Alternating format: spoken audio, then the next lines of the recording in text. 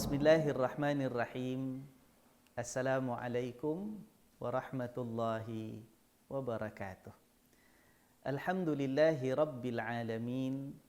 Wassalatu wassalamu ala sayyidina Muhammadin asyrafil anbiya'i wal mursalin wa ala alihi wa ashabihi wa tabi'in wa tabi'ihim bi ihsanin ila yaumiddin. Alhamdulillah, tuan-tuan, puan-puan, saudara-saudari yang dirahmati Allah, khusus sekali para jamaah Masjid Yusuf Ishak yang amat saya hormati. Mari sama-sama kita mulakan pertemuan pada subuh ini dengan memanjatkan setinggi-tinggi kesyukuran kehadrat Allah Subhanahu wa taala. Mudah-mudahan Allah jadikan kita hamba-hambanya yang memiliki iman menghiasi dada, juga yang kaya dengan kesyukuran di atas segala nikmat dan kurniaan rezeki yang Allah berikan kepada kita. Mudah-mudahan perjalanan kita seterusnya dalam hidup yang sementara ini di dunia merupakan perjalanan yang tetap di atas jalan yang lurus. Allah pelihara kita, pelihara orang-orang yang kita kasihi dengan penuh takwa, dengan penuh keimanan, dengan penuh kepatuhan akan segala yang diperintahkan kepada kita. Mudah-mudahan dengan itu juga Allah kurniakan kita keselamatan, kebahagiaan, kesejahteraan di dunia dan juga di akhirat nanti. Amin ya rabbal alamin. Tuan-tuan dan puan-puan sekalian, alhamdulillah pada minggu lalu dalam pertemuan kuliah subuh kita anjuran Masjid Yusuf Ishak ini, kita telah melihat betapa Allah Subhanahu wa taala mengingatkan terutama kepada hamba-hambanya yang pilih untuk berlaku kufur terhadap Allah untuk menyedari bahawa mereka sebenarnya tidak memiliki apapun alasan untuk tidak beriman. Ya, kita melihat dalam surah Az-Zukhruf pertemuan kita kemarin bagaimana Allah Subhanahu wa taala menceritakan tentang orang-orang yang mempersoalkan Al-Quran dan wahyu daripada Allah itu diturunkan kepada Nabi Muhammad sallallahu alaihi wasallam. Kalau tuan-tuan masih ingat lagi, ya, mereka mendatangkan cerita dan mempersoalkan kenapalah Quran ini turun pada seorang yang seperti Muhammad itu sallallahu alaihi wasallam. Harta pun tak ada, pangkat pun tak ada, kedudukan pun tak ada, tidak dimuliakan orang, tidak dipandang sesiapa, ya. Lalu mereka mengatakan, bukankah lebih baik kalau ada kitab daripada Tuhan pun turun kepada mana-mana orang yang ada kedudukan lah, yang pangkatnya tinggi, yang hartanya banyak, ya. Sama ada tak kisahlah daripada orang Mekah pun boleh, daripada orang Taif pun boleh. Itulah kita bincangkan kemarin. Tapi Allah Subhanahu wa taala mengingatkan, ya, macam mana boleh insan ini jadikan harta dan kekayaan itu sebagai kayu ukur untuk menentukan siapa yang patut terima wahyu daripada Allah, siapa yang sepatutnya dan selayaknya dilantik oleh Allah menjadi nabi dan utusannya, ya. Jadi Allah mengatakan bahawa jangan kata tentang kenabian itu untuk Allah pilih siapa hambanya yang layak kerana kemurnian hati mereka, kerana kesesuaian mereka untuk menjadi rasul utusan Allah. Malah harta yang Allah berikan kepada seorang insan yang mereka itu kononnya anggap itulah sepatutnya kayu ukur penentu siapa patut jadi nabi, sedangkan harta kekayaan yang Allah berikan kepada mereka, kepada manusia, itu bukan hak sesiapa untuk tentukan. Itu hanyalah hak Allah Subhanahu wa taala untuk menetapkan, ya. Jadi kata Allah, kalaulah, ya, kebenaran itu diukur dengan harta, susah. Sebab di antara orang beriman ada yang kaya, ada yang miskin. Seperti mana ada yang di kalangan orang yang tidak beriman pun ada yang kaya, ada yang miskin. Jadi kalau kita nak ukur harta dengan kekayaan, macam mana? Ya, yang mana yang betul, yang beriman ataupun tidak, ya. Jadi kata Allah Subhanahu wa taala, menentukan kebenaran itu mestilah dengan memikirkan, merenungkan, memilih dengan penuh, kita kata, kewajaran, dengan penuh pertimbangan akal dan fikiran berdasarkan wahyu yang diturunkan oleh Allah Subhanahu wa taala. Itu dah merupakan perbincangan kita minggu lepas, ya. Mudah-mudahan Allah Subhanahu wa taala menjadikan kita ini hamba-hambanya yang murni hati kita, yang tahu membezakan mana yang hak daripada mana yang batil, ya, dan tidak pandangan mata kita ini dikelabui, ya. Jangan sampai dikelabui dengan silauan harta, silauan kemewahan dunia, dengan perhiasan-perhiasan yang ada di dunia ini yang hanya menipu daya kita. Amin ya rabbal alamin. Nah, hari ini kita nak berbincang insya-Allah tentang satu lagi aspek Al-Quran, ya, satu lagi aspek Al-Quran yang mana kita nak lihat sebenarnya Al-Quran itu rupa-rupanya bukan hanya ditujukan oleh Allah kepada manusia. Hari ini kita nak lihat ada satu kisah, ya, satu kisah yang sangat istimewa, satu kisah yang luar biasa, di mana ada satu lagi makhluk Allah selain manusia yang sebenarnya dipertanggungjawabkan oleh Allah Subhanahu Wa Taala juga untuk beriman kepadanya. Ya, untuk itu mari sama-sama, ya, saya nak ajak tuan-tuan dan puan-puan sekalian kita perhatikan surah Al-Ahqaf. Ya, surah Al-Ahqaf, iaitu dalam juz yang ke-26. Juz 26. Jadi bermakna daripada awal kuliah subuh kita kemarin, bermula daripada awal Januari tahun 2020, kita dah lepas 25 surah. Dah lepas 25 surah. Kemarin surah Az-Zukhruf itu dalam juz yang ke-25. Ya, jadi 25 surah dah habis, tinggal 5 surah yang terakhir. InsyaAllah ada lagi beberapa ayat yang mengandungi kalimat Quran untuk kita perhatikan supaya menambahkan maklumat dan pengenalan kita terhadap kitab Allah Subhanahu Wa Taala. Jadi insya-Allah lah tengok. Sekarang dah bulan berapa, ya? Kita dah pertengahan bulan 9.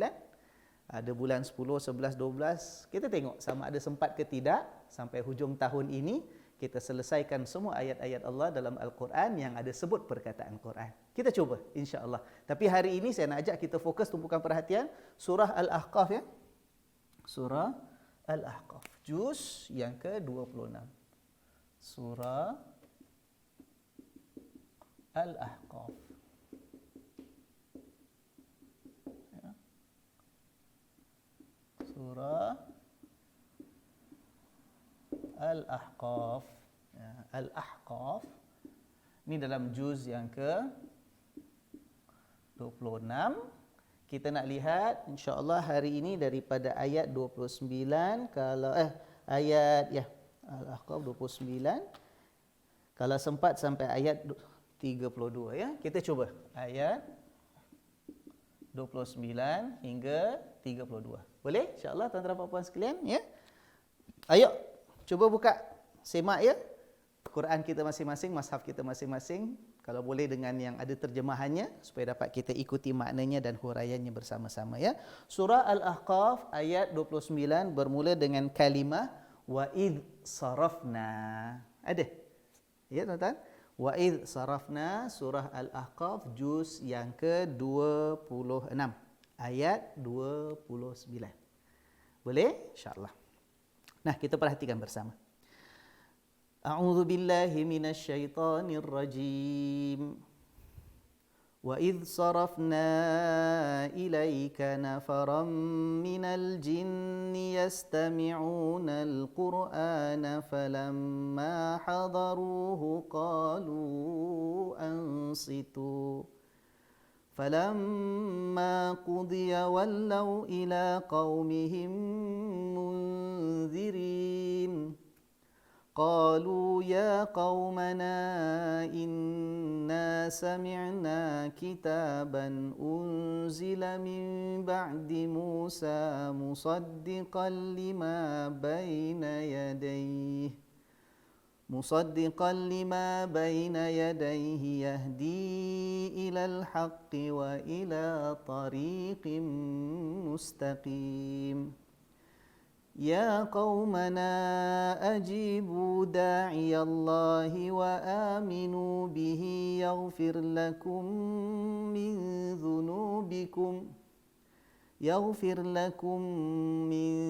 ذنوبكم ويجركم من عذاب أليم. ومن لا يجب داعي الله فليس بمعجز في الأرض وليس له من دونه أولياء أولئك في ضلال مبين. صدق الله العظيم. Nah, kenapa saya pilih ayat ni? Tuan-tuan puan-puan ada nampak tak? Kelihatan di situ ada perkataan Al-Quran. Ayat keberapa tu tuan-tuan? Ayat yang 29. Ayat pertama kita baca hari ini sudah mengandungi kalimat Al-Quran. Kemudian kedua, saya cuba nak tanya tuan-tuan puan-puan sekalian. Tadi saya kata sebelum kita baca, ya, kita nak lihat ayat ini merupakan ayat yang menjelaskan bahawa rupa-rupanya Quran itu bukan hanya ditujukan kepada manusia. Agak tuan-tuan puan-puan sekalian, turut ditujukan kepada makhluk apa agak-agak berdasarkan ayat ini. Nampak tak perkataan apa-apa kat situ? Selain daripada manusia, Allah tujukan Quran ini juga kepada kepada makhluk yang bergelar jin, ya. Sebab itu dapat kita lihat dalam ayat yang ke-29 lagi. Ada perkataan jin di situ. Insya-Allah. Jadi hari ini kita dapat mengenali Al-Quran dengan lebih luas lagi. Insya-Allah, mudah-mudahan pengetahuan yang kita kongsikan bersama ini ada manfaat kepada kita sepanjang hidup ini, jadi bekalan untuk kita mentaati Allah, kembali kepadanya nanti dalam keadaan kita juga diredai oleh Allah. Amin ya rabbal alamin. Baik. Apa firman Allah Subhanahu wa taala? Kata Allah, "Wa idz sarafna," dan ingatlah ketika kami ini menghalakan, ya, ataupun menujukan, ataupun menghadapkan, ataupun mendorong, ya. Jadi kalau saya ada sesuatu ini, katalah saya ada pen ini, kalau saya kata sarafna, saya menghalakan dia ke satu tempat, itu sarafna. Ataupun ada satu kumpulan manusia, kita dorong mereka untuk menuju ke satu tempat, ataupun untuk menghadap sesuatu arah, itu sarafna, ya. Wa idz sarafna, dan ingatlah ketika kami halakan ataupun tujukan kepadamu. Kepadamu di sini, ilaika, engkau di situ maknanya Nabi Muhammad sallallahu alaihi wasallam. Siapa yang Allah tujukan kepada Nabi? Siapa yang Allah jadikan mereka itu menghadap pada Nabi ataupun menghala mendekati Nabi? Kata Allah Subhanahu wa taala, nafaram minal jinni. Ada satu kumpulan daripada jenis jin. Jadi Allah Subhanahu wa taala menceritakan dalam ayat ini, insya-Allah kita akan huraikan lebih lanjut lagi peristiwa di sebaliknya. Ada satu kumpulan jin, Allah buat mereka itu datang menuju kepada Nabi sallallahu alaihi wasallam, ya. Di situ ada perkataan nafar, sekumpulan. Ya, nafaran, kalau kita lihat nafar. Ini dalam bahasa Arab dia maknanya satu kumpulan, ya. Antara 3 sampai 10. Ikut satu pendapat. Ada sebahagian ulama walaupun tak ramai mengatakan antara 3 dengan 20. Tapi ini yang lebih ramai, ya. Dari segi bahasa, kebanyakan ulama bahasa dan itu juga pendapat ulama tafsir mengatakan bila kata nafar, katalah nafarum minal ins, satu kumpulan manusia. Minal bashar, manusia. Kalau kata nafar maknanya bilangan dia antara 3 dengan 10 orang ataupun 3 dengan 20 orang. Jadi di sini ada satu kumpulan jin. Berapa ramai? Tak pasti. Agak-agak antara 3 dengan 10 jin. Nak kata kalau manusia 3 orang, kalau jin 3 jin. Nak kata ekor ke? Tak kena juga, ya kan? Nak kata 3 ekor jin, kata antara 3 dengan 10 jin dalam satu kumpulan. Allah jadikan mereka itu menghala mendatangi Rasulullah sallallahu alaihi wasallam. Jadi ayat ni Allah sampaikan, Allah turunkan menceritakan kepada Nabi Muhammad sallallahu alaihi wasallam. Apa yang mereka buat? Yastami'unal Qur'ana. Kumpulan jin ni yang kita tak pasti berapa ramai, mungkin 7, mungkin 9, mungkin 8, yastami'unal Qur'an. Mereka mendengarkan Al-Quran. Mendengarkan Quran daripada siapa? Pastinya daripada Rasulullah sallallahu alaihi wasallam, sebab tadi Allah mengatakan kami menghalakan mereka menuju kepadamu ya Muhammad sallallahu alaihi wasallam. Dan mereka mendengar Quran daripada siapa? Daripada Nabi Muhammad sallallahu alaihi wasallam. Falamma hadaruhu, bila mereka dah sampai hadir tempat Nabi sallallahu alaihi wasallam, qalu ansitu. Mereka lalu berkata sesama mereka. Mereka katakan apa? Ansitu, diam. Dengar betul-betul. Ya. Give attention. Please. Tolong dengar, diam, jangan buat bising, jangan merayap-rayap, duduk diam-diam. Ni mereka antara mereka, ya, bila dah sampai kepada tempat Nabi Muhammad ketika itu sallallahu alaihi wasallam, suruh diam untuk dengarkan Al-Quran.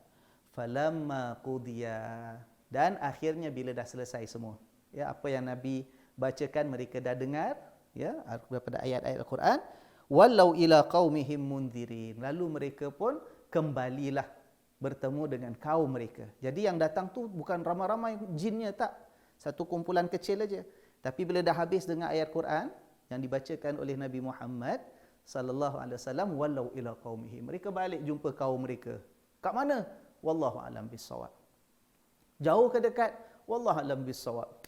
Kawasan Mekah ke, kawasan Madinah ke, wallahu a'lam bissawab. Sebab pergerakan mereka bukan seperti pergerakan manusia. Ya kan? Manusia kena menunggang unta ke, kuda ke, jalan kaki. Mereka ada cara pergerakan mereka sendiri sesuai dengan kejadian yang Allah ciptakan mereka itu, ya. Mereka balik ke kaum mereka mundirin, dalam keadaan ataupun sambil memberikan peringatan. Jadi maknanya apa? Bila mereka dengar Quran, selesai Nabi dah baca, mereka balik kampung, sampaikan peringatan kepada kaum jin mereka itu.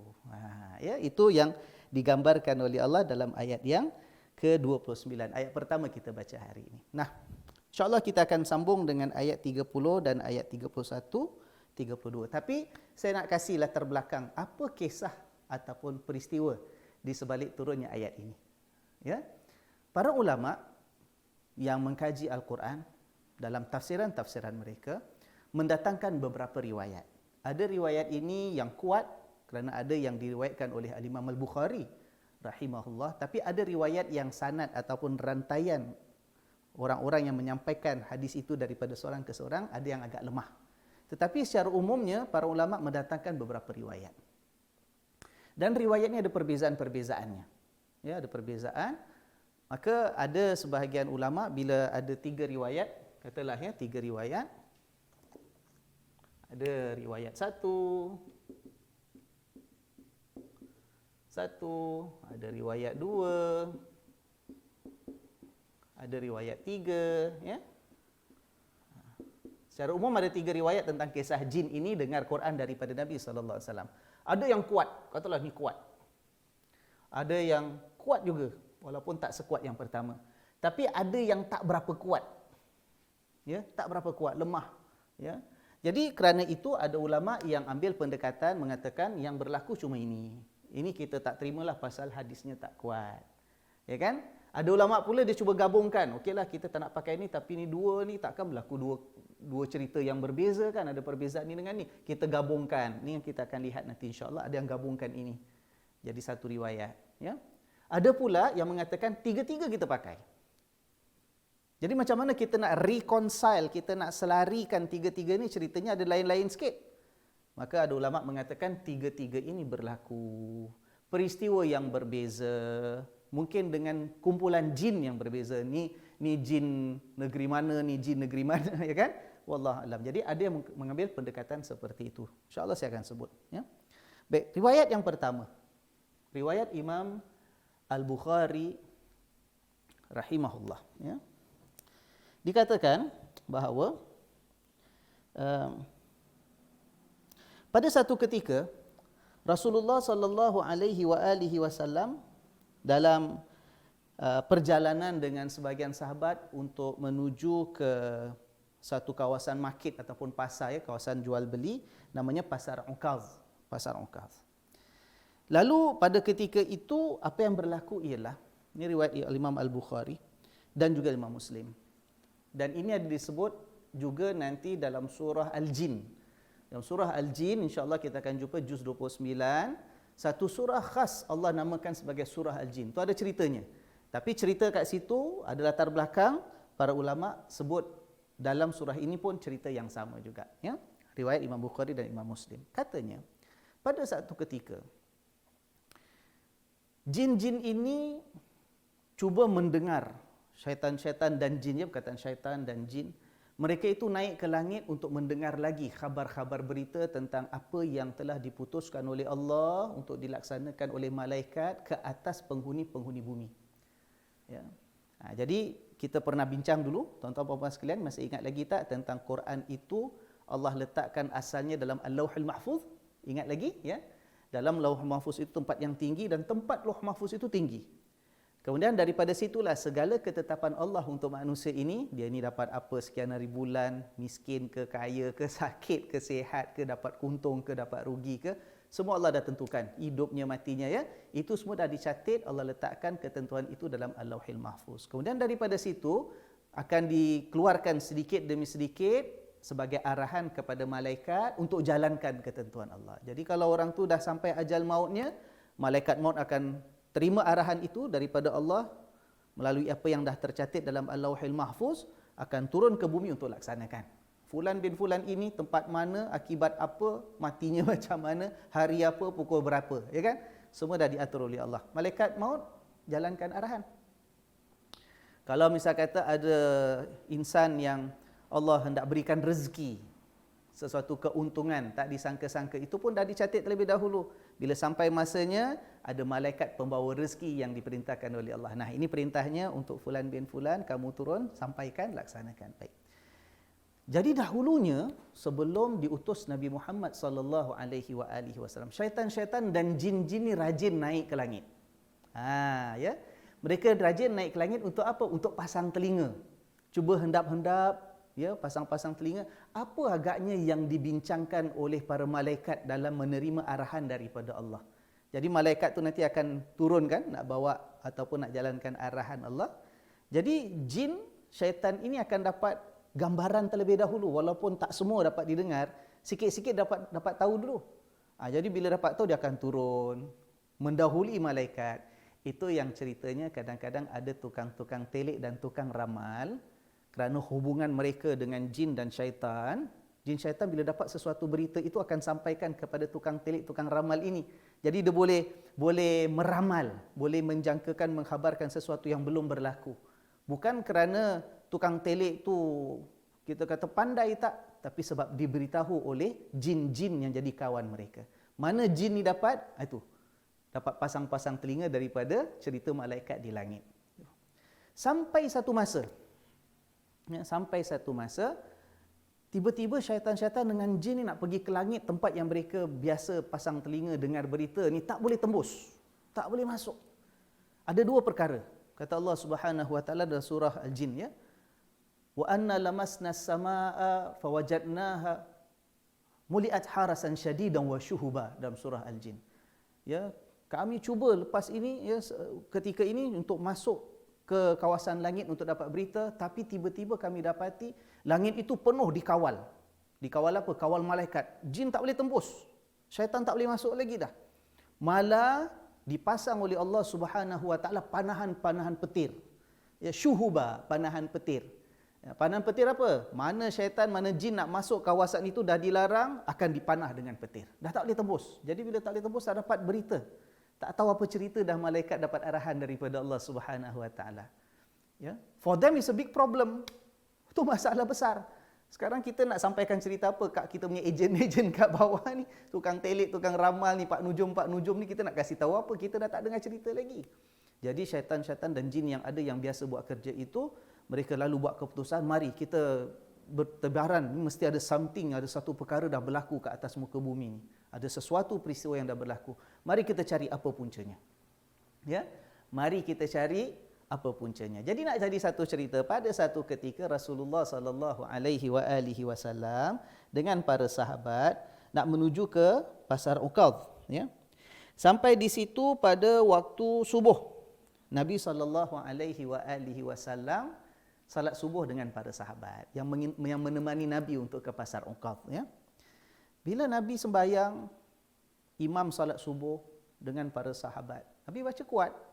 Antara bacaan tu bacaan Quran lah kan, lepas Fatihah kan baca Quran, lepas dalam rakaat pertama dan yang kedua.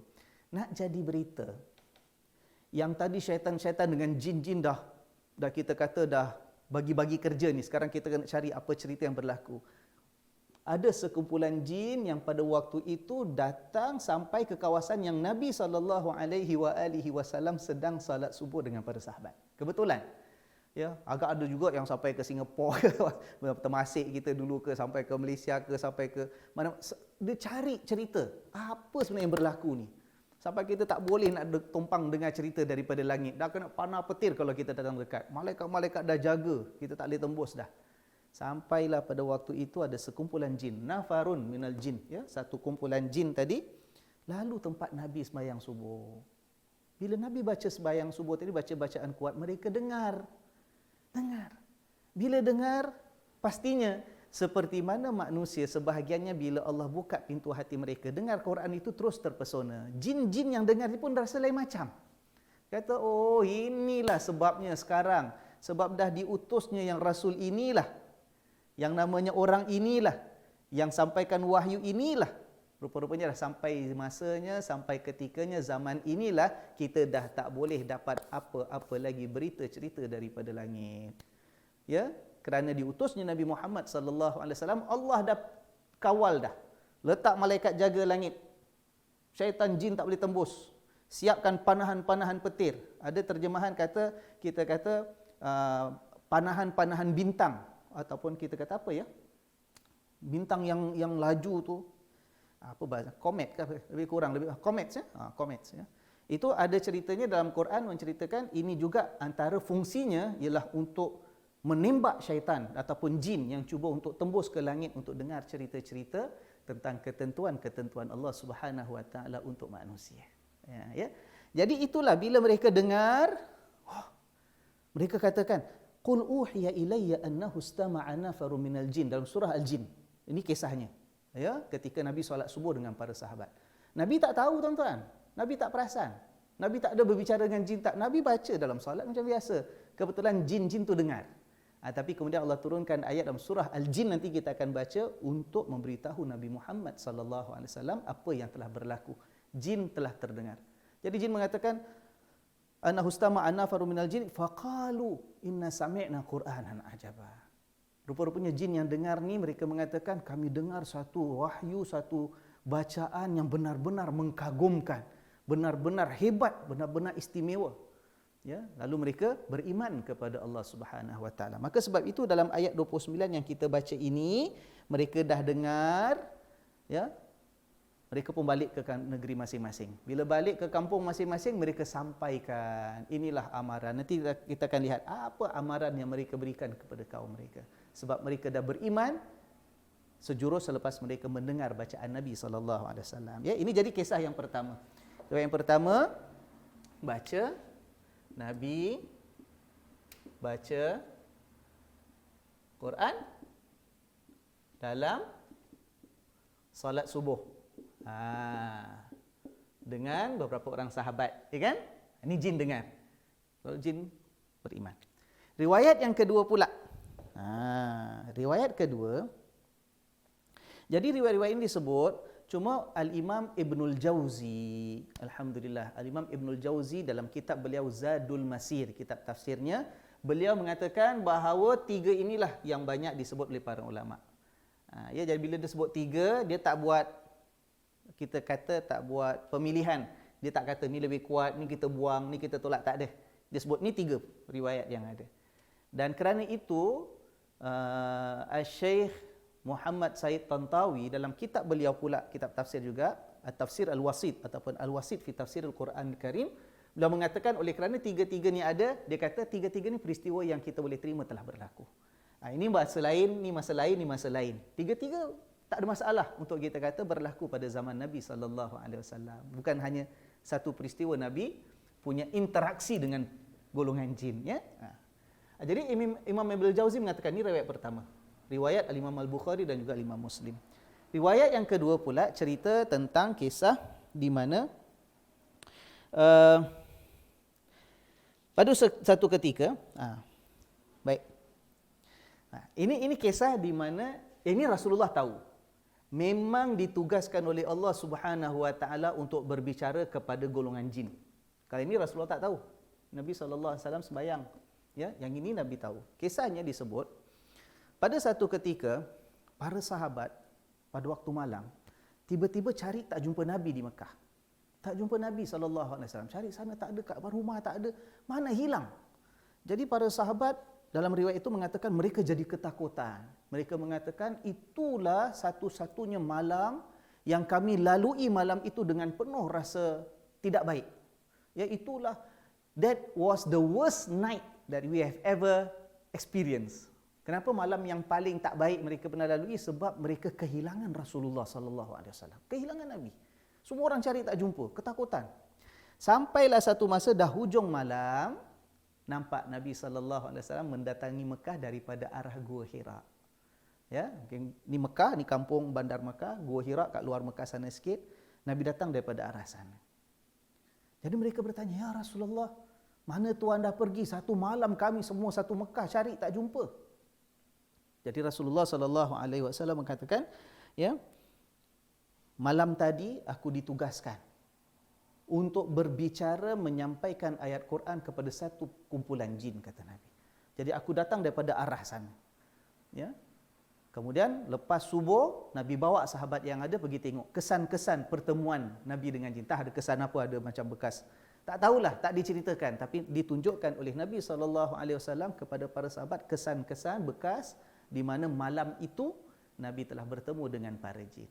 Ya, dan Nabi pun menyampaikan ayat kepada mereka sampailah mereka itu beriman kepada Allah Subhanahu Wa Taala. Dah selesai, adalah beberapa permintaan mereka, antaranya mereka kata, ya, cubalah kasih kami bekal benda apa yang kami boleh makan. Jin nak tahu, sebagian sekarang dah masuk Islam dah ni. Ya, dah beriman. Jin makan macam-macam, tapi untuk kami ya Rasulullah, apa yang boleh kami makan? Jadi Nabi pesan, makanlah daripada tulang-tulang binatang. Jin makan tulang binatang. Kita pelik. Kalau kita letak tulang, dia makan, tak habis pun tulangnya. Tak, sebab bagi alam jin, diceritakan dalam beberapa riwayat, bila tulang itu dimakan oleh jin, maknanya mereka dapat makan ialah daging yang mana kita dah tak nampak. Katalah kita sembelih binatang, dagingnya kita makan. Tinggal tulang kita buang. Jin mendatangi tulang tadi, Nabi pesan, baca Bismillahirrahmanirrahim, dia akan dapat makan daripada tulang tu daging-daging yang kita dah makan. Nampak tuan-tuan? Itu alam gaib, alam jin. Ya, maka sebab itu Nabi SAW mengatakan, berpesan kepada kita, jangan gunakan tulang-tulang ini untuk beristinja. Kenapa? Sebab dia adalah menjadi bahagian makanan untuk jin, terutama jin yang dah masuk Islam. Itu yang dihalalkan. Ya, bila mereka tanya kepada Rasulullah SAW untuk mereka. Jadi bila kita nampak sebab tu, macam mana makan jin gitu-gitu juga, alam dia lain. Ya. Yang alam fizikal kita, daging kita dah bedal dah, habis dah, licin dah, ya kan? Tapi bila dimakan oleh jin lepas itu dengan mereka baca Bismillahirrahmanirrahim, yang daging kita makan pun mereka dapat makan sama juga. Sama seperti daging yang kita makan, daripada bekas tulang yang ada itu. Ya, itu boleh kita cari riwayatnya, disebut dalam banyak kitab-kitab tafsir. Ya, riwayat-riwayat mengenai kisah tersebut. Itu kisah yang kedua. Jadi memang Nabi ditugaskan, kan, untuk sampaikan Quran. Sampaikan Quran. Ya, waktu malam ya. Waktu malam ketika para sahabat tercari-cari, mana ni Nabi sallallahu alaihi wasallam? Satu kampung cari tak jumpa, ya kan? Kisah yang sama tapi ada riwayat lain sikit. Kisah yang sama ni, riwayat yang kedua ni, ada satu version yang berbeza sedikit di mana diceritakan, tapi yang ini tak kuat sanadnya. Ini sanad ataupun rantaian orang yang sampaikan tu ada masalah tengah-tengah. Tapi saya sebut aja sebab ada diceritakan. Waktu malam itu, ya, bukan Nabi pergi seorang. Yang ini kata Nabi pergi seorang, orang semua cari tak jumpa. Tapi ada second version mengatakan Nabi ajak sahabat. Ya. Istatba'ahum ar-Rasul sallallahu alaihi wasallam. Nabi ajak mereka ikut. Sebab Nabi kata, aku ditugaskan untuk berdakwah, berjumpa dengan satu kumpulan jin. Apa yang berlaku? Fa'atraku, dalam riwayat itu. Para sahabat yang ada dengan Nabi itu, Nabi ajak ikut tu, semua tunduk. Semua tunduk. Tunduk maknanya apa? Tak berani nak ikut. Tunduk semua, tak jawab apa-apa. Nabi ulang lagi, mari ikut, siapa nak ikut mari. Nak pergi jumpa jin ni. Semua tunduk. 3 kali Nabi ajak. Fa'atraku, mereka semua tunduk, tak buat apa-apa, tak jawab apa-apa, ketakutan mereka. Ya? Sampailah lepas itu Rasulullah SAW menugaskan seorang sahabat yang ada, iaitu Abdullah bin Mas'ud. Wahai Abdullah, kau ikut aku. Ini saya kata, saya sampaikan ceritanya. Ya, kalau tak salah ini dalam tafsir Al-Azhar karangan Profesor Hamka almarhum ada sebut kisah ini juga. Dia sebut ni, termasuk kisah yang Abdullah bin Mas'ud. Kita boleh cek lah, ya, dalam internet ada kitab tersebut. Jadi ajak Abdullah bin Mas'ud. Abdullah bin Mas'ud ikut. Tapi sampai satu tempat yang Nabi nak jumpa dengan jin, Nabi buat satu garisan kat tanah. Ya, Nabi buat macam bulatan gitu, tulis. Nabi suruh Abdullah bin Mas'ud, kau duduk kat dalam yang aku dah buat ini, jangan keluar. Kalau keluar aku tak jamin apa-apa berlaku, kata Nabi sallallahu alaihi wasallam. Lebih kurang gitu bahasanya lah, ya. Jangan keluar. Kau tunggu kat sini sampai habis, nanti aku datang. Jadi adalah riwayat cerita Abdullah bin Mas'ud di situ tunggu, dengar macam-macam suara, nampak macam-macam bayangan, nampak ada lembaga apa. Satu masa Abdullah bin Mas'ud rasa bimbang terhadap keselamatan Nabi sallallahu alaihi wasallam. Ya, tapi pasal Nabi dah pesan, jangan keluar, jangan lepas garisan ini. Dia tunggu sampailah dah habis, barulah Rasulullah sallallahu alaihi wasallam datang kepada Abdullah bin Mas'ud mengatakan macam mana. Dia kata, aku takut dan aku bimbang ya Rasulullah keselamatanmu tadi.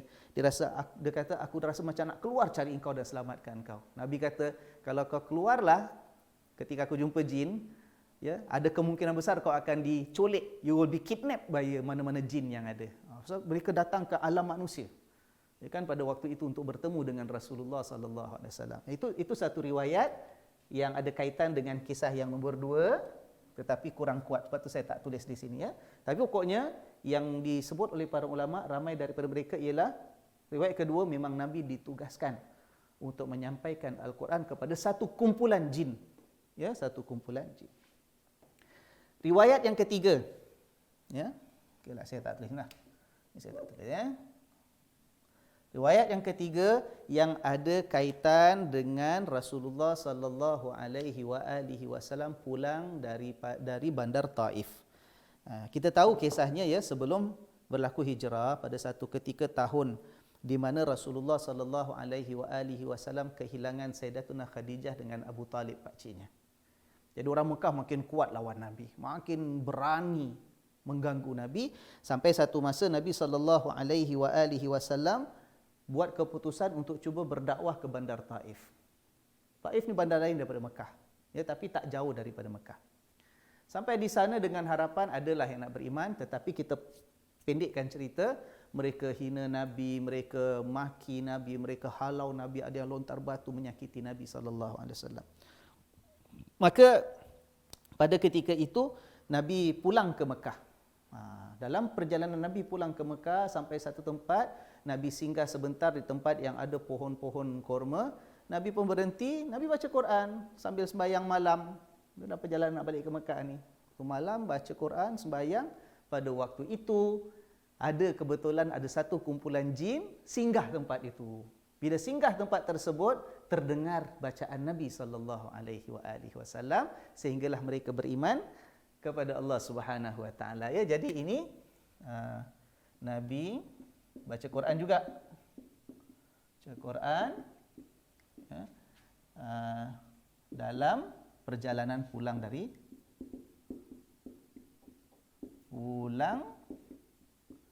mana, tuan-tuan? Dari Taif.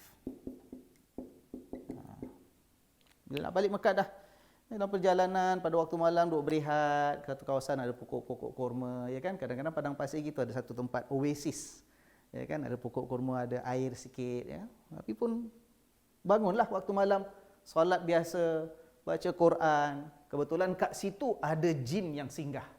Terdengar Nabi sallallahu alaihi wasallam baca Quran. Jadi kalau kita lihat, yang ini yang Nabi ditugaskan. Nampak tak? Ini Nabi ditugaskan. Ya. Tapi yang ini Nabi baca dalam solat, Nabi tak sedar ada jin dengar. Yang sini juga Nabi baca dalam perjalanan pulang daripada Taif. Ini Nabi dengan para sahabat, ini Nabi seorang. Ya kan? Ini Nabi dengan para sahabat baca dalam solat subuh, sembahyang jamaah, Nabi baca seorang ketika dalam perjalanan pulang dari Taif. Maka kalau kita lihat, macam saya katakan, Syekh Muhammad Said Tantawi dalam kitab tafsir Al-Wasit, beliau mengatakan tiga-tiga ini besar kemungkinan berlaku. Kita terima tiga-tiga. Cuma dia berlaku peristiwa yang berbeza. Ya kan? Ini pernah berlaku, ini pernah berlaku, ini pun pernah berlaku. Jadi interaksi Nabi dengan jin, kalau ikut pendapat beliau dan ramai ulama tafsir yang lain, bukan hanya sekali. Kalau Imam Fakhruddin Ar-Razi pula dalam kitab beliau masyhur Mafatihul Ghaib, dia kata yang ini digabungkan. Ini digabungkan. Ini Al-Imam Ar-Razi, dia kata peristiwa ini dengan ini sebenarnya satu peristiwa. Maknanya Nabi dalam perjalanan pulang dari Taif itulah yang malaikat datang ketika mereka dalam keadaan tertanya-tanya kenapa tak boleh lagi dengar cerita dari langit. Nampak tuan-tuan, ini kan kisah yang pertama. Kisah pertama, jin tak dapat dengar lagi cerita-cerita malaikat kat langit. Nak tahu apa cerita, ya kan? Jadi Fakhruddin Ar-Razi dia gabungkan ini dengan ini. Dia kata ketika syaitan dan jin nak tahu apa cerita, peristiwa, kenapa dah tak boleh tembus langit dengar cerita, kebetulan waktu itu Nabi pun dalam perjalanan pulang dari Taif. Nabi baca Quran, mereka terdengar, lalu mereka beriman kepada Allah Subhanahu wa taala. Jadi tuan-tuan dan puan-puan sekalian, alhamdulillah kita dah lihat terlebih dahulu, ya, ayat 29.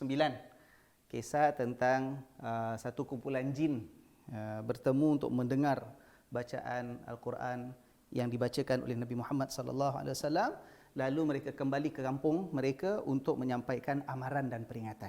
Nah, kita lihat apa yang berlaku selanjutnya dalam kisah ini. Ayuh kita lihat bersama-sama ayat 30. Firman Allah, qalu ya qaumana. Bila dah sampai kampung tu, kumpulan jin yang dah dengar ayat dibacakan oleh Rasulullah sallallahu alaihi wasallam ini lalu berkata, ya qaumana, wahai kaum kami, inna sami'na kitaban. Sesungguhnya kita ini baru saja alhamdulillah tadi dah mendengar ada satu kitab. Unzila min ba'di Musa, yang diturunkan selepas Nabi Musa. Maknanya mereka tahu dulu ada satu kitab yang Allah Subhanahu wa taala telah turunkan kepada Nabi Musa, iaitu kitab Taurat, ya. Jadi mereka mengatakan kita dengar ada satu kitab Allah turunkan ataupun diturunkan selepas Nabi Musa, musaddiqal lima baina yadayhi, yang membenarkan apa yang telah Allah sebut dalam kitab Nabi Musa dahulu. Jadi kitab yang ada sekarang ni kita baru dengar ni ceritanya sama, dia membenarkan, mengesahkan, ya, musaddiqan, mengesahkan apa yang telah disebut dalam kitab Nabi Musa dahulu. Yahdi ilal haqqi, kitab ini juga mengajak ataupun memberi pimpinan kepada yang benar, al-haq, wa ila tariqim mustaqim, dan juga kepada jalan yang lurus, ya. Tariq, jalan, mustaqim, luruslah. Jadi kalau kita lihat ada perkataan jalan yang lurus itu, kalau dalam surah Fatihah perkataan sirat, ya kan, sirat mustaqim, jalan yang lurus. Kat sini tariq mustaqim, jalan yang lurus juga. Maknanya lebih kurang sama, alhamdulillah. Jadi kalau kita lihat rupa-rupanya jin ni bila dah dengar, mereka terpesona, mereka terpikat, mereka melihat kebenaran yang ada dalam Al-Quran, mereka beriman, ya. Tetapi mereka tak terus maknanya pentingkan diri sendiri. Wah, kita dah beriman, kita ikut mana lelaki ni pergi yang namanya Muhammad sallallahu alaihi wasallam, dia balik Mekah, kita ikut balik Mekah. Tak. Mereka merasa satu tanggungjawab untuk menyampaikan apa yang mereka terima itu kepada kaum mereka. Sebab ini sifat orang beriman. Sifat orang beriman ialah dia tidak mahu apa pun kebaikan, kebenaran yang didapat itu hanya untuk diri dia. Dia hendak orang lain pun dapat kebaikan macam yang dia terima. Ya, dan itu yang kata Nabi sallallahu alaihi wasallam, la yu'minu ahadukum hatta yuhibba li akhihi ma yuhibbu li nafsihi. Tidak sempurna iman seorang daripada kamu sampailah peringkat dia menginginkan dan menyukai sesuatu untuk saudaranya apa yang dia suka untuk dirinya sendiri. Ya, jadi mereka suka dapat Al-Quran. Mereka gembira dapat beriman, dapat terima wahyu daripada Allah Subhanahu Wa Taala, mereka dengar dibacakan oleh Nabi Muhammad sallallahu alaihi wasallam. Hakikatnya mereka balik ke kampung, mereka menyampaikan berita itu sebab mereka menginginkan kaum mereka juga beriman. Apa dalilnya? Sebab itu kata Allah Subhanahu Wa Taala dalam sambungan ayat 31, ya qaumana, wahai kaum kami semuanya. Lihat apa yang mereka kata, ya. Ajibu da'iyallah. Sahutlah seruan orang yang memanggil kepada Allah ini, ya. Da'iyallah, ajibu. Ini dah sudah, ya, 3 riwayat tadi, alhamdulillah. Jadi tuan-tuan puan-puan sekalian, ini yang saya sampaikanlah. Saya tak nak tambah-tambah kisah lebih terperinci pasal kaum jin ni, macam mana mereka, ciri-ciri mereka itu. Tuan-tuan kalau berminat, puan-puan sekalian boleh carilah maklumatnya. Banyakkan membaca, dengar keterangan daripada guru, ya. Tapi saya sampaikan kisah tentang jin ini, apa yang berkait dengan ayat yang kita baca saja. Jadi kata mereka, nombor satu mereka bila dengar, ya, tadi, bila dengar nombor satu mereka kata, diamlah dan dengarkan. Ansitu. Ingat tadi dalam ayat 29. Jadi mereka ada adab, tuan-tuan. Bila dengar satu, ini benda baik, ya, ini benda bukan sebarang-sebarang. So, let us keep quiet, be silent and listen attentively, ya. Diamlah dan dengarkan.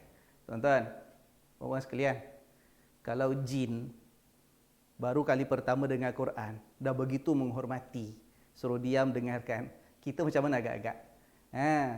Selalu kita dengarkan jin tu makhluk yang jahat. Jin paling baik sama standard dengan manusia paling jahat. Pernah dengar tak kata-kata tu tuan-tuan puan-puan sekalian, kan? Cuba kita bayangkan, kita kata jin tu jahat, jin makhluk jahat. Jin baru pertama kali dengar Quran terus terpesona kata, shh, jangan cakap, Diam, dengar betul-betul. Kita jadi manusia, kita dengar kadang ayat Quran dibaca, kadang-kadang ada orang nak sampaikan ayat Quran pada kita sebagai peringatan, bagaimana sikap kita agak-agak? Standard kita standard jin ke? Ataupun kita lebih baik daripada jin ke? Ataupun buat malu company je, jin boleh beradab dengan Quran, kita tak boleh beradab pula ya.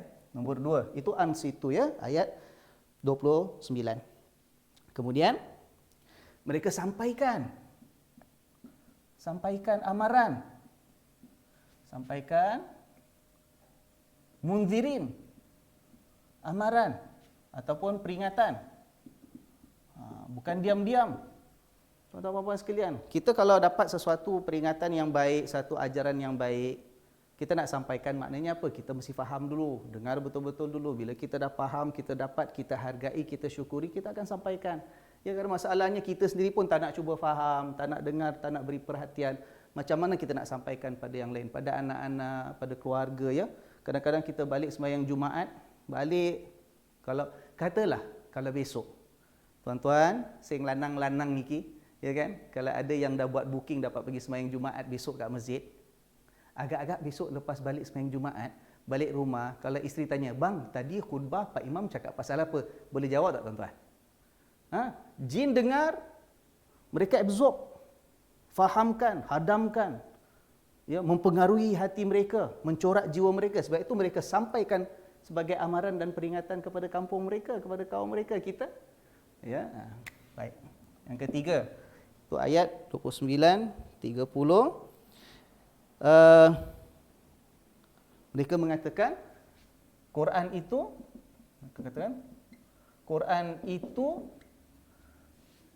mengajak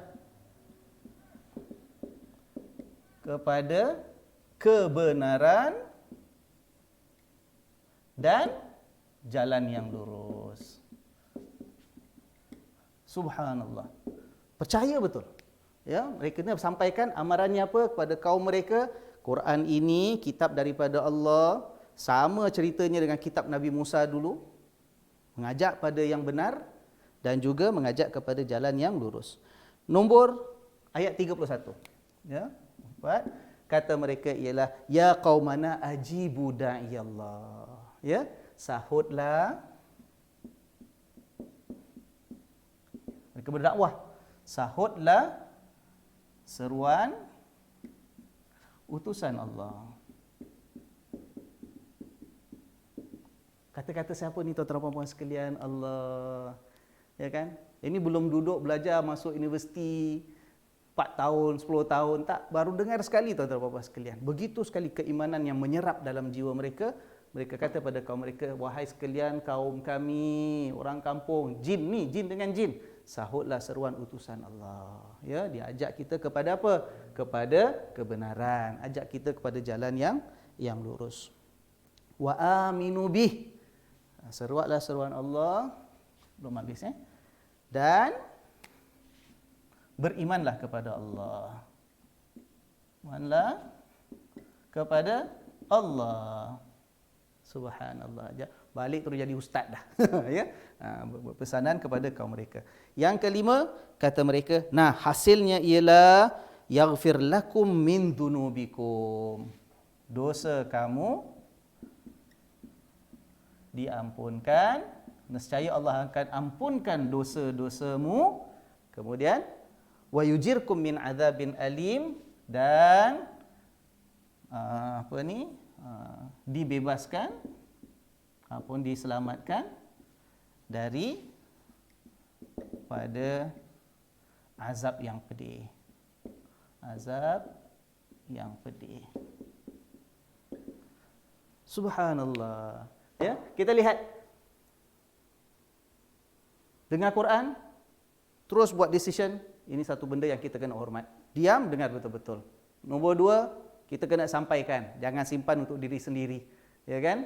Jangan melawan, kita terima, tapi kita sampaikan kepada keluarga kita, kaum kita. Nombor 3, apa yang mereka sampaikan ialah Quran itu ajak pada yang benar. Quran itu ajak pada jalan yang lurus. Maka sekalian kaum kami, kata jin, sahutlah seruan utusan Allah. Siapa utusan Allah tu? Nabi Muhammad lah tadi, ya kan? Sallallahu alaihi wasallam, sahut seruan dia dan berimanlah kepada Allah. Nah, mereka mengatakan yaghfir lakum min dzunubikum. Kalau ini kamu dapat buat, maka balasannya ialah dosa kamu diampunkan oleh Allah. Wa yujirkum min azabin alim, dan Allah akan bebaskan kamu daripada azab yang sangat pedih. Allah. Tuan-tuan dan puan sekalian, kalau kita lihat ayat ini, kita baca sedikit sebelum ayat-ayat 29 dan 30, kita akan dapati ceritanya pasal Nabi SAW bersama-sama dengan orang-orang Mekah. Allah tegur orang Mekah dengan kekufuran mereka, dengan kedegilan mereka, dengan keingkaran mereka, sikap mereka tidak mahu beriman dengan macam-macam kejahatan yang dilakukan oleh manusia ini. Jadi Allah datangkan ayat tentang jin ini sebagai apa? Sebagai menempelak. Tahu menempelak tak? Kalau bahasa kasarnya buat jotos kepala orang-orang kafir Quraisy ni. Maknanya apa? Wahai orang Quraisy, kamu tu manusia. Yang sampaikan dakwah dan Quran ini kepada kamu juga manusia macam kamu, iaitu Nabi Muhammad sallallahu alaihi wasallam. Tak nak beriman, sedangkan jin yang bangsa lain itu boleh beriman dan faham. Kedua, wahai manusia, kamu itu yang hidup dengan menyangka kamulah yang membina tamadun, kamulah yang hidup in a civilized manner, kamu hidup maknanya dalam serba kebaikan, kamu takut dengan jin, kamu sangka jin tu jahat, jin tu macam-macam. Tapi tengok, jin boleh beriman. Apakah alasan kamu untuk masih tidak mahu beriman kepada Allah Subhanahu Wa Taala? Nampak tuan-tuan? Wahai manusia, ini yang ajak kamu ni seorang yang hidupnya macam kamu. Dia juga perlu makan, kamu perlu makan. Makan sama, cara hidup sama, berkahwin sama. Perlu kepada rezeki daripada Allah. Itu pun kamu campak Muhammad itu sallallahu alaihi wasallam jauh daripada keimanan kamu, sedangkan jin makhluk yang sangat berbeza. Makannya tak sama, kahwinnya tak sama, ya kan? Tapi bagaimana mereka boleh terima apa yang disampaikan oleh Rasulullah sallallahu alaihi wasallam? Tak kiralah sama ada ini berdasarkan kisah yang Nabi ditugaskan untuk bacakan ayat Quran pada mereka, Nabi jumpa mereka, ataupun dalam kes riwayat ceritanya tadi yang Nabi solat, Nabi baca sendiri, tak tahu pun ada jin yang ada bersama dengan baginda sallallahu alaihi wasallam, tapi jin tumpang dengar. Ya, pokoknya mereka dah beriman dengan Allah Subhanahu wa taala dan rasulnya, ya. Kemudian kata jin lagi sebagai ayat yang terakhir untuk hari ini, kata mereka waman la yujib da'i Allah. Sebaliknya bagi yang ini, the opposite of this, kata mereka waman la yujib da'i Allah, dan barang siapa yang tidak menyahut seruan utusan Allah ini, falaisa bimu'jizin fil ardi, maka dia tidak akan mampu mengalahkan Allah di dunia ini.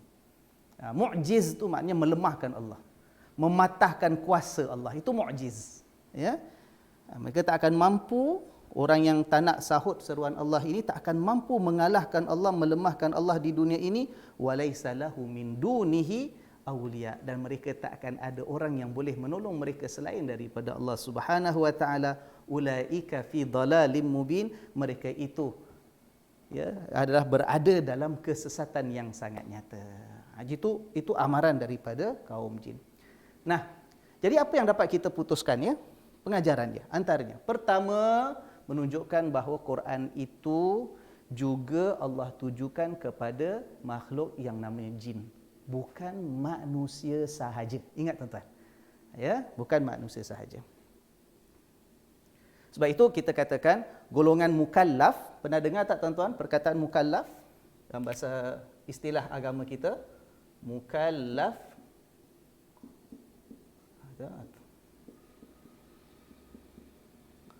Apa makna mukallaf? Mukallaf maknanya makhluk yang diberikan tanggungjawab oleh Allah.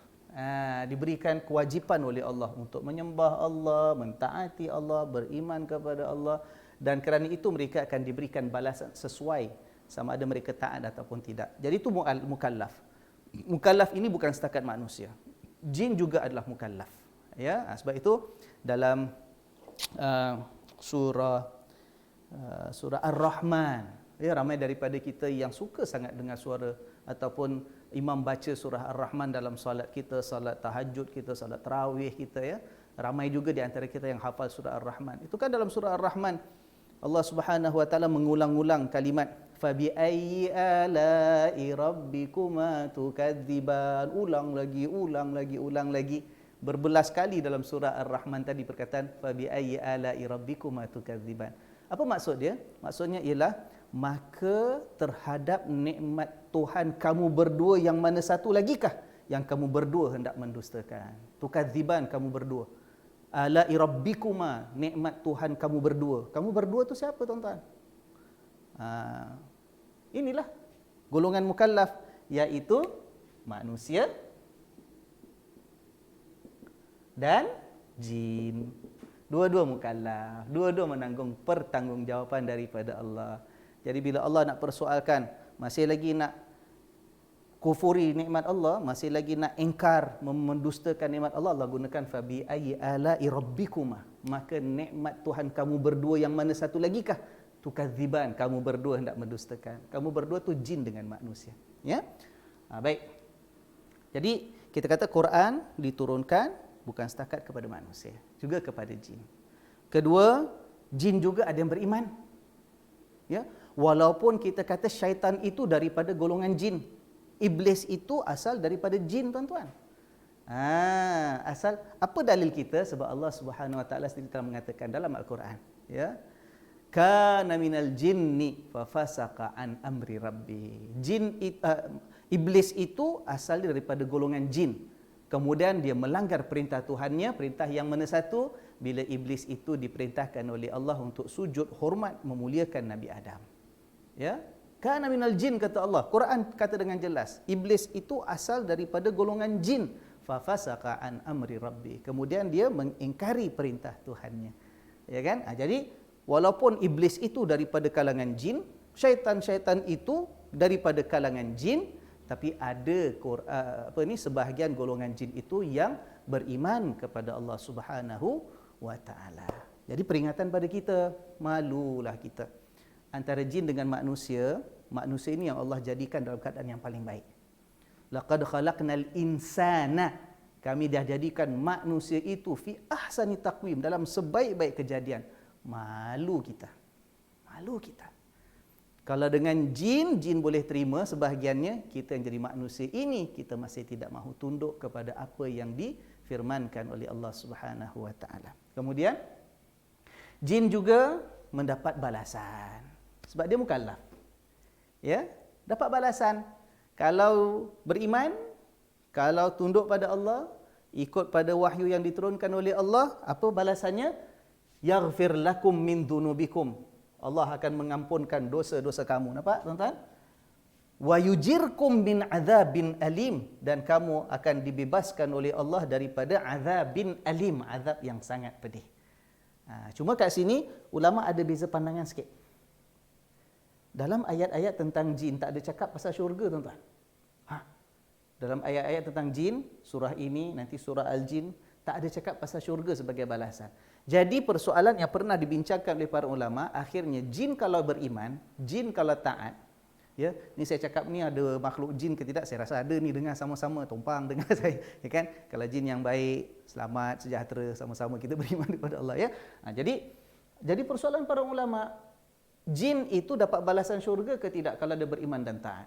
Dua pandangan. Pandangan pertama mengatakan berdasarkan ayat-ayat yang ada, tak ada satu pun cakap pasal jin itu ada tempat dalam syurga. Ada pendapat, tapi minoriti. Ya, sebahagian kecil daripada para ulama mengatakan mereka tak diberikan syurga oleh Allah. Kalau dia buat baik, dia beriman, diampunkan dosa-dosa dan kesalahan yang dia buat, kemudian dah habis begitu saja, diselamatkan daripada azab yang pedih, dia tak masuk neraka, tapi habis. Dalam satu riwayat daripada Abdullah bin Abbas radhiyallahu anhuma, tapi riwayat itu lemah. Ya, berpendapat mengatakan bahawa jin kalau baik, beriman, Allah selamatkan daripada azab, dan Allah kata kau jadi tanah baliklah. Habis. Riwayat dia habis. Tapi kalau manusia dapat buat baik, dia akan masuk syurga. Tapi pendapat yang lebih ramai, ya, dan ini dibincangkan oleh para ulama tafsir. Pendapat lebih ramai mengatakan jin itu mukallaf sama seperti manusia, diwajibkan seperti manusia untuk taat pada Allah, maka kerana itu jin juga akan mendapat pahala balasan syurga daripada Allah. Dalilnya dalam surah Ar-Rahman juga. Semua tu ayat ditujukan kepada jin dan manusia, termasuk ayat tentang syurga. Ya. Ada ayat tentang syurga surah Ar-Rahman kan, saya pun tak ingat dah.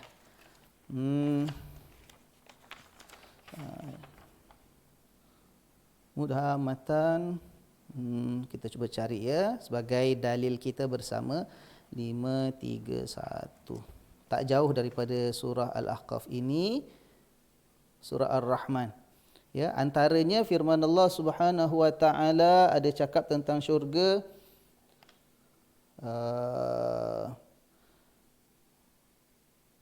Ada perkataan wallahu alam, mana saya cari ya. Dia kalau tengah cari gini susah nak jumpa. Kata Allah Subhanahu wa taala surah Ar-Rahman. Kita jumpa kat sini ya. Lepas fabi ayyi ala'i rabbikuma tukadziban, ayat 45, ayat 46. Waliman khafa maqama rabbih jannatan, dan siapa yang ada rasa takut kepada keagungan Tuhannya, maka dia akan dapat 2 syurga. Dia dapat 2 syurga. Ini ada tafsirannya ya. Kemudian Allah ulang, fabi ayyi ala'i rabbikuma tukadziban. Maka nikmat yang mana satu lagi kah yang kamu berdua wahai jin dan manusia akan mendustakan terhadap Allah? Nampak tuan-tuan? Jadi seperti mana dalam surah Ar-Rahman yang Allah sebut tentang jin dengan manusia, ada ayat-ayat tentang neraka sebagai amaran yang tidak tunduk dan tidak tak mentaati Allah, ada ayat juga yang menceritakan tentang nikmat syurga ya. Jadi kerana itu, walaupun dalam surah Al-Ahqaf, nanti surah Al-Jin tak ada cakap pasal syurga, balasan kepada golongan jin, tapi kita ambil rumusan daripada ayat-ayat yang lain, termasuk dalam surah Ar-Rahman memang ada sebut tentang syurga untuk golongan jin ini. Baik, apa lagi rumusan yang boleh kita petik ya? Mereka tu mukallaf, mereka diberikan balasan seperti manusia. Mereka juga ada yang jahat dan ada yang baik, ya kan? Ada yang baik. Sepatutnya menjadikan kita malu kalau jin yang begitu sekali boleh nak beriman, nak taat pada Allah, apatah lagi kita sebagai manusia ya. Dan mudah-mudahan ini menambah pengetahuan kita tentang Al-Quran. Cuma penutup ya, saya nak sebut satu perkara. Kita ada masa sikit lagi insya-Allah. Masa sikit lagi insya-Allah. Baik. Ini selesai ya. Alhamdulillah. Jadi jangan sangka buruk selalu kat jin. Bukan jin tu semuanya syaitan, tidak. Bukan jin tu semuanya jahat, tidak. Ada jin yang beriman, ada jin yang soleh. Malah dalam sebahagian keadaan kita lihat taatnya jin macam lebih baik daripada sebahagian daripada kita sebagai manusia ya, subhanallah. Baik. Satu perkara tuan-tuan. Ingat je kuliah kita ini, kalau tengok pada tema kuliah kita, keseluruhan kuliah subuh di Masjid Yusof Ishak ini setiap pagi Sabtu ialah mengenai kaedah-kaedah memahami dan mengamalkan Al-Quran. Dalam kita memahami Al-Quran, seringkali kita sebagai orang yang tidak berbahasa Arab, kita bergantung kepada terjemahan, ya kan? Dan kita dengar kuliah disampaikan. Kadang-kadang timbul satu kecenderungan dalam diri kita untuk cepat dan segera buat rumusan pemahaman kita terhadap apa yang kita baca, ya. Sedangkan kalau kita lihat apa yang diterjemahkan oleh orang yang menterjemahkan Quran, dia melalui satu proses memahami ayat Quran dulu. Ya, dia akan buka kitab tafsir, dia akan bandingkan satu tafsir dengan tafsir yang lain. Dalam memahami tafsir itu ada banyak ilmu-ilmu asas yang perlu dia ada. Perlu kuat bahasa Arabnya, bukan setakat bahasa penulisan biasa, tapi bahasa sastra Arab. Perlu memahami peristiwa-peristiwa yang berlaku, macam kisah tadi ada peristiwa yang berlaku. Kemudian ulama telah mengkaji sepanjang 1400 tahun yang lalu ini. Dalam mengkaji Quran, mereka merasakan bahawa Quran itu satu kitab yang kalau kita tidak letak sistem untuk memahaminya, manusia akan bercelaru dalam memahami Al-Quran. Sebab tak semua orang faham bahasa Arab. Kalau orang belajar bahasa Arab pun, kalau bahasa Arabnya masih terlalu peringkat asas, kelam kabut, pemahaman pada Quran akan banyak kekeliruan. Saya nak bawa satu contoh pada hari ini ya, tentang betapa memahami Quran itu tidak boleh sembarangan. Kita lihat ayat yang terakhir kita baca tadi, ayat 32 ya. Allah kata, wa man la yujib. Saya perlukan tempat sikit supaya ini saya harap tuan-tuan puan dapat ikuti dengan tenang, pelan-pelan, cuba faham maksud saya ya. Bukan tujuan saya ialah di akhir kuliah hari ini kita dah jadi pakar, boleh menterjemah Quran, tidak. Wa man la yujib ayat 32.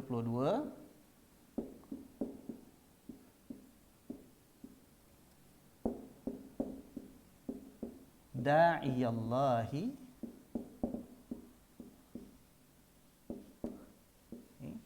falaisa bimu'jizin fil ard. Falaisa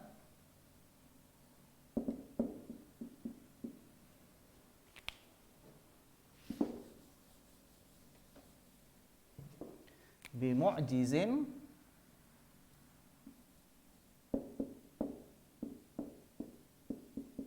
fil ard. Masih masuk dalam frame insya-Allah ya. Walaupun sahabat saya ni kameraman kebasa bergerak-gerakkan kamera, tapi insya-Allah masih dapat dalam frame lagi. Baik. Kita lihat maksudnya. Terlebih dahulu. Maksud daripada terjemahan senang, tapi saya tunjukkan proses nak menghasilkan terjemahan ini perlu faham apa, ya. Dan siapa? Dan sesiapa. Waman. Tidak menyahut, la yujib. Tidak menyahut. Tidak menyahut apa? Menyahut seruan. Ya. La yujib, tidak menyahut. Tak menyahut apa? Maksudnya seruan. Mana kita datang seruan ini? Da'iyah, daripada dakwah seruan. Tapi da'iyallah kita kata Rasulullah lah. Orang yang menyeru kepada Allah, iaitu Rasulullah sallallahu alaihi wasallam. Jadi dan waman, dan siapa la yujib, tidak menyahut seruan da'iyallah Rasulullah, maka tidaklah dia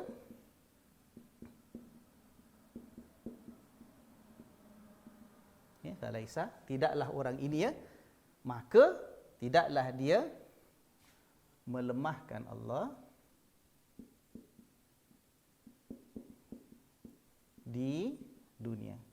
Di dunia. Bukan di sini, ya. Melemahkan Allah bimu'jiz, maka tidaklah dia dapat melemahkan Allah di dunia. Okey. Boleh? Nah. Kita lihat, ya. Kita baca ni kita faham, betul tak? Kata jin pada kaum mereka beriman. Siapa beriman dengan Allah, maka Allah ampunkan dosa dia. Allah selamatkan dia daripada azab yang pedih tadi, kan? Kemudian mereka sambung, tapi siapa yang tidak mahu menyahut seruan Rasulullah yang Allah utuskan, maka dia tidak akan dapat melemahkan Allah di dunia.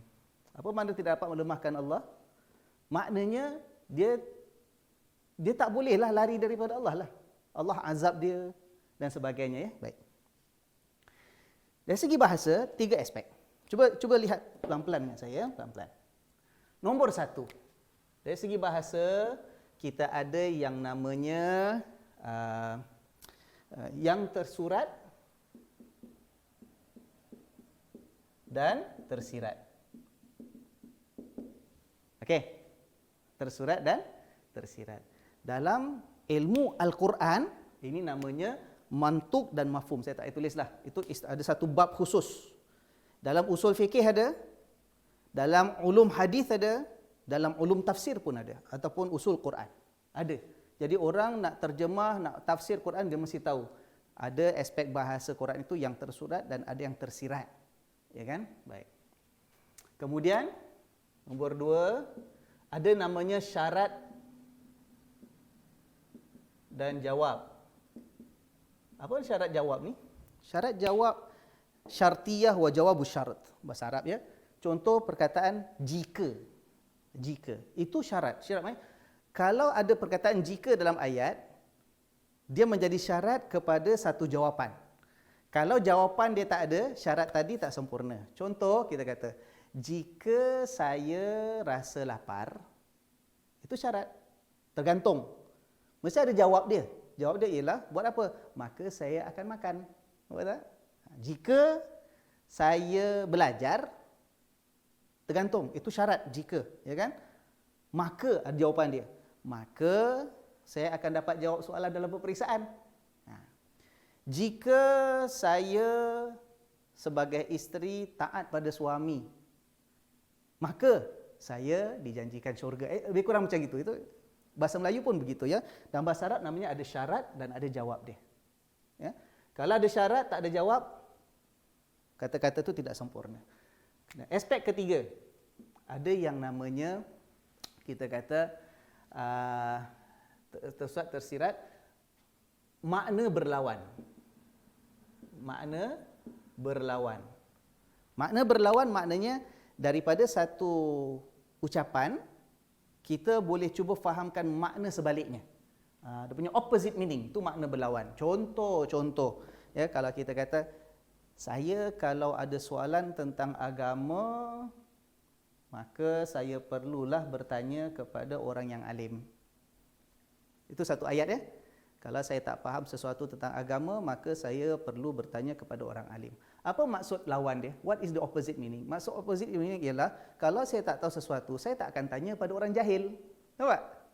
Maksudnya, kalau saya tak tahu tentang agama, saya tanya orang alim. Jadi maksud sebaliknya apa, ya? Kalau dia tak tahu, dia tak akan tanya pada orang yang jahil. Nampak tak? Walaupun dia tak cakap. Contoh kalau kita kata, kalau saya bercakap bohong, maka saya akan berdosa besar. Lawan maksud dia apa? Lawan maksud dia, kalau saya bercakap benar, saya dapat pahala. Nampak tak? Itu lawannya. Saya tak perlu cakap dua kali. Saya tak ada bila orang cakap, saya kalau cakap bohong, saya dapat dosa besar. Betul, kalau orang cakap benar macam mana pula? Orang tak payah tanya dah, orang dah faham. Dia punya maksud sebaliknya. Ya kan? Maksud sebaliknya ialah, kalau dia cakap benar, dapat pahala lah. Faham tuan-tuan? Ya, ada ini sebahagian daripada maksud tersurat dan tersirat. Kadang-kadang kita melihat makna di sebaliknya. Lihat ya dalam ayat ni. Ayat ni ada syarat dan jawab. Ayat ni ada syarat dan jawab dia. Syarat dia apa? Kalau kita lihat, dia putus kat sini. Color lain lagi. Color lain. Okey. Dia putus kat sini. Ini syarat, ini jawab. Secara zahir. Apa syarat dia? Dan sesiapa. Siapa yang tidak menyahut seruan Rasulullah, ini syarat. Nampak tuan-tuan? Kalau berhenti sampai sini, dia tergantung. So what? Kenapa? Siapa yang tak sahut seruan dakwah Nabi itu kenapa? Ni, kita mesti ada jawapan dia. Nampak tak? Okey. Nampak ni?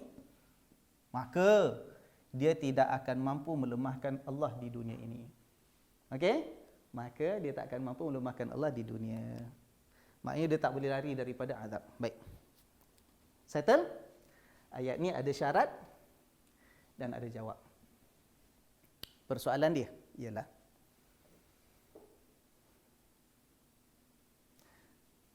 cuba kita lihat makna berlawan dia. Makna berlawan. Ya. Sesuatu ayat kalau dia betul, benar, makna berlawan dia tak akan bermasalah. Ya kan? Kita cuba oppositekan, kita terbalikkan ayat ini. Siapa yang tidak menyahut seruan Nabi, maka dia tidak akan mampu melemahkan Allah di dunia. Jadi siapa yang menyahut seruan Nabi? Apa maksud dia? Siapa, sekarang kita terbalikkan ya, tidak ni negatif kita jadikan positif. Siapa, apakah bermakna siapa yang menyahut seruan Nabi, maka dia akan dapat melemahkan Allah? You see the opposite tak? Nampak tak dunia lawan dia? Lawan dia betul ke salah? Saya tanya. Ya? Nombor satu, dari sudut syarat dan jawab, kita dah tahu. Ini ada syaratnya. Ayat kalau sampai sini tak sempurna, mesti ada jawapan dia. Kan? Siapa yang tidak sahut seruan Nabi, maka dia tak akan dapat melemahkan Allah. Okey. Settle this one. Kedua, kita tengok makna berlawan dia. Ya? Makna berlawan dia ialah, kalau ini kita jadikan sebagai positif. Sekarang kita lawankan. Siapa maknanya, apakah maknanya siapa yang sahut seruan Nabi, apakah makna, maka dia akan mampu melemahkan Allah? Tak boleh. Kita tak akan dapat terima makna yang seperti itu. Faham tak tuan-tuan? Takkan kita kata siapa degil tak ikut Nabi, dia tak dapat kalahkan Allah. Tapi siapa yang ikut Nabi, apakah maksudnya dia boleh kalahkan Allah? So this one, yang ini, sebagai syarat kepada ini, kalau kita tengok sebaliknya, makna terbaliknya, dia tak kena. Ya? Jadi timbul masalah. Sebahagian ulama mengambil pendekatan. Dia kata daripada tersurat dan tersirat, yang mana ada syarat dan jawab, kita tengok kat sini antara syarat dengan jawab, kalau kita ambil makna terbaliknya, daripada negatif menjadi positif, maknanya akan rosak. maknanya akan rosak. Mafhum mukhalafah, makna berlawan tak kena. Jadi ulama ada ambil beberapa pendekatan. Maka ada yang mengatakan, nah, ini merupakan bahasa yang tersurat dan tersirat yang perlu kita fahami. Ya, tidak mungkin ini menjadi jawab kepada ini. Kalau ini nak jadi jawab kepada ini, opposite-nya rosak makna akidah kita. Tapi itulah mereka mengatakan, jadi makna tersiratnya apa? Ada ulama ambil pendekatan. Kita jangan ambil ini sebagai syarat dan jawab dengan tengok kepada makna berlawanan. Sebab itu, satu istilah makna berlawan dalam ilmu agama, sama ada ulum Quran ataupun usul fikih, namanya mafhum mukhalafah. Ya? Dalam bahasa Arabnya disebut sebagai mafhum mukhalafah. Ini adalah satu instrumen yang sangat dipertikaikan ulama. Ada yang pakai, ada tak pakai. Jadi macam tadi, ini syarat, ini jawab. Bila kita terbalikkan, maknanya tak betul.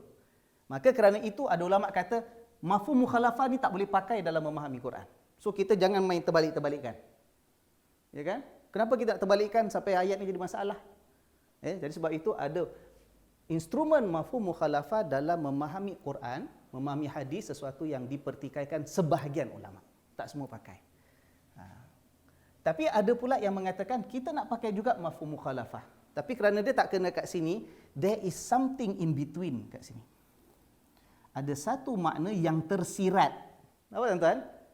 Ya, dalam ilmu agama antara yang tersirat ini disebut sebagai hadzaf wa takdir. Ada makna yang tersembunyi sebenarnya. Ya, yang perlu ada kat sini supaya apa? Supaya jawab dengan syarat ini kena, walaupun bila kita terbalikkan pakai kaedah mafhum mukhalafah. Macam mana pun dia mesti ada makna yang tersirat, yang terselindung. Ini yang kita sebagai orang yang bukan belajar Al-Quran, kita tak mampu faham, tuan-tuan. Orang nak terjemah tu bukan setakat tengok dictionary terjemah, tak. Dia kena faham benda-benda ini. Jadi akhirnya apa yang diterjemahkan dia berdasarkan kefahaman dia. Dan kita yang baca terjemahan Quran kena appreciate, kena mampu menghargai proses pemikiran yang ulama kena lalui sebelum apa yang kita dapat dalam terjemahan kita. Nampak tuan-tuan? Ya? Apa yang tersirat kat sini? Tersiratnya ialah supaya kena syaratnya, ya. Siapa tidak sahut seruan Rasulullah, makanya kat sini tuan-tuan, maka berdasarkan ayat sebelum ni. Kan jin mengatakan siapa yang sahut seruan Nabi, maka dia akan diampunkan dosa. Ingat tak? Dia akan diselamatkan daripada azab. Betul tak? Kalau yang tak sahut, maka tidak diampunkan dosanya. Dosa. Dan dia tidak selamat daripada azab.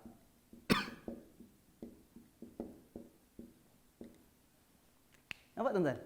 Ini sebenarnya supaya kena bila kita pakai mafhum mukhalafah, inilah jawab kepada syarat ini, bukan yang ini. Ini cerita selepas ini. Mana tiba-tiba datang ni dalam ayat tak ada sebut pun? Tak. Sebab ulama gunakan kaedah-kaedah yang sangat terperinci. Jadi kat sini senang. Baru kita nampak dia punya jawab dia. Siapa yang tidak sahut seruan Nabi, maka dia tidak akan diampunkan dosanya dan tidak selamat daripada azab neraka. Cuba kita ambil dunia opposite meaning. Kena tak?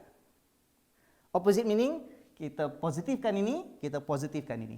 Dan siapa yang sahut pula seruan Nabi, maka diampunkan dosanya dan dia akan selamat daripada neraka. Kena kan? Bila mafhum mukhalafahnya kena, barulah ini sebenarnya syarat, jawab pada syarat ini. Habis ini cerita apa? Ini cerita kata ayat ni ialah siapa yang tidak sahut seruan Nabi, maka dosanya tidak akan diampunkan, dia tidak akan selamat daripada azab Tuhan. Pada saat itu dia tak boleh lari, dia tak boleh kalahkan kuasa Allah. Maka pada saat dia dapat azab ni, maka dia tak boleh lari. Dia tidak akan mampu melemahkan Allah di dunia, tak akan lari daripada kuasa Allah.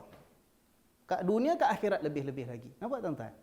Ya, jadi saya berikan ini, mungkin sebahagian akan agak bingung, confused. Apa Ustaz cakap ni? Pusing-pusing, kita dah dapat Quran, ayat dah jelas, kita tengok terjemahan, makna dah senang, ya kan? Kita faham.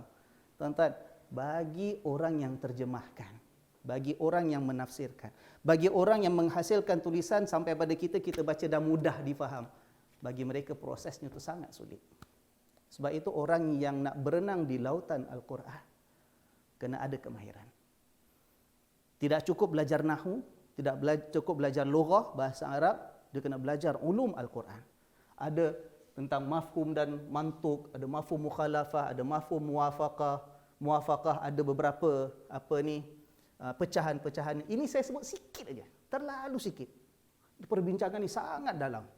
Syarat dan jawab dalam bahasa Arab dan bahasa Al-Quran itu perbincangannya banyak sangat.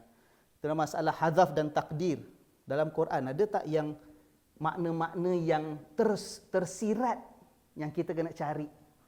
Ya, seolah-olah macam kita ni buat penambahan pula pada Al-Quran. Bukan penambahan, tapi nak menjelaskan supaya bahasanya itu tidak salah. Apa tuan-tuan? Subhanallah. Jadi akhirnya saya harap tuan-tuan, kalau bingung pun tak apa, kalau keliru pun tak apa. Asalkan tujuan saya ialah kita dapat menghayati, menghargai bahawa ada kaedah-kaedah tertentu untuk memahamkan Al-Quran. Kalau tidak, fahaman kita pada Quran mungkin akan lari. Bila kita amalkan, amalan kita akan jadi keliru. Ya, sebab itu banyak aspek dalam Quran. InsyaAllah kita pelan-pelan, tujuan saya dalam kuliah-kuliah subuh kita ialah untuk memberikan cebisan-cebisan kecil. Ya, just flavors kepada ulum Al-Quran. Supaya bila kita sebagai masyarakat biasa kita baca, kita menghargai, wah, rupa-rupanya kitab Allah ini bukan karangan manusia. Kitab Quran ini satu kitab yang penuh dengan sophistication. Ya kan? Bukan kitab yang remeh ala kita belajar setahun habis dah khatam, semua dah faham 100%. Tak. Kajian demi kajian demi kajian, galian demi galian akan rahsia dan makna Quran tidak akan terhenti dan tidak akan ada putusnya. Ya. Qul law kana al-bahru midadan li kalimati rabbi. Katakanlah, kalaulah lautan itu dijadikan sebagai ink, dakwat, tinta untuk menulis kalimat-kalimat Tuhanmu, la nafidal bahru qabla an tanfada kalimat rabbi. Lautan itu akan kering. Kalimat Allah, maknanya, isinya, kandungannya tidak akan habis ditulis. Walau ji'na bimithlihi madada. Begitu juga kalau kita datangkan lautan lagi satu yang baru pun sebagai tinta menulis ayat-ayat Allah, maksud kalimat-kalimat Allah, tak akan mampu habis tulis, tuan-tuan. Sebab dia terlalu dalam, terlalu agung, terlalu mulia, terlalu luas untuk kita kaji. Masalahnya kalau manusia tidak mahu merendahkan diri dan hatinya di hadapan kebesaran dan keagungan Allah. Masalahnya kalau manusia pilih untuk terus menyombong di hadapan kitab Allah dan firman Allah Subhanahu wa taala yang kita anggap macam ini sajalah, ala tebal manalah, ya, setakat ini saja, tak, tuan-tuan. Hikmahnya, rahsianya, ya, kecantikan dan keindahannya, kesulitan makna di sebaliknya perlu kita hayati, perlu kita hargai. Mudah-mudahan Allah Subhanahu wa taala menerima amalan kita, Allah mengampunkan segala dosa kita. Allah memberikan kemuliaan kepada kita hidup di dunia dan juga apabila kita kembali kepadanya nanti. Amin ya rabbal alamin. Sekian saja, insya-Allah kita bertemu pada minggu hadapan. Kita akan cari lagi ayat-ayat lain yang lain dalam Al-Quran yang ada sebut perkataan Quran. Insya-Allah dengan izin Allah. Subhanakallahumma wa bihamdika asyhadu an la ilaha illa anta astaghfiruka wa atubu ilaik. Saya sayang tuan-tuan dan puan-puan sekalian semata-mata kerana Allah. Sehingga kita bertemu lagi. Wassalamualaikum warahmatullahi wabarakatuh.